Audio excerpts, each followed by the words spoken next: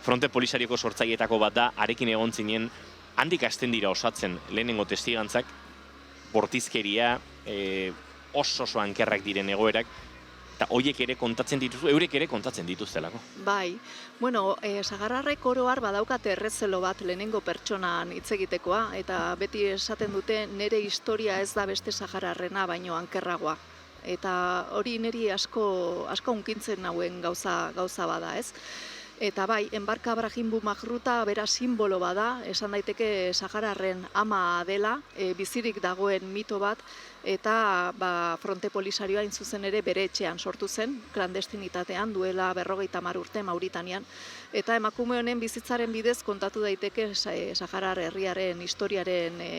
bidaia, ez, egin daiteke bere hitzen bidez. Enbarkarekin goiz oso bat pasa nuen bere jaiman, eta bere, bueno, nik uste oso emakume estimatua da, oso emakume kutxuna,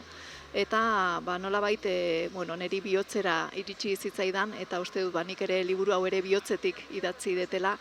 Eta bai, emakume sahararrak simbolo bat dira, erresistentziaren ikur bilakatu dira, bai kanpalekuak beraiek sortu zituztelako etzerezetik,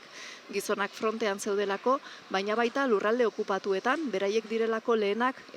debekatuta daukaten saharar ikur hori eskuetan hartu, eta kalera ateratzen direlako ikurra astintzera, ez da horra aipatukan nahiko nuke ere Sultana Jaia,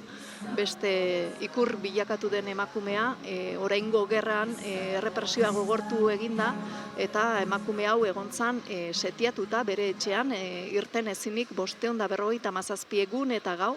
eta poliziak, zerbitzu sekretuak, segurtasun indarreko kideak sartzen ziren bere etxean, eta behin baino gehiagotan kolpatu, bortxatu, bere aizpa eta amaren aurrean bortxatu egin zuten, eta hala ere Sultana Jaia egunero bere etxeko teilatu laura ateratzen zen Saharako ikurra astintzera, eta argazki hori ere ikur bilakatu da, erresistentziaren ikur.